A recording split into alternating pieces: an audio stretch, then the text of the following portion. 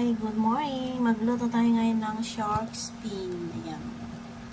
Ang shark fin, ito na, hinalo ko doon sa crab meat. Ayan, yung mga puti na yan is crab meat. Tapos, lagyan natin ng itong shark fin ay steam muna natin.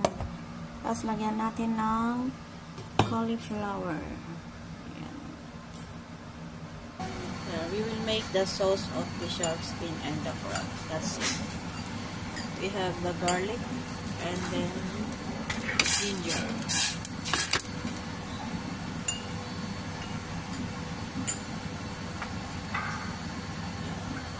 Ang sauce.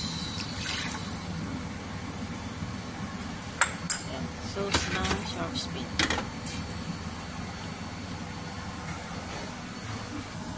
Ayan na, na-steam na siya yung shark fin. Ayan. Lagyan ko na yung sauce naman. Ayan na ang outcome yung shark fin tsaka crab. Ayan. Okay, ready to serve na.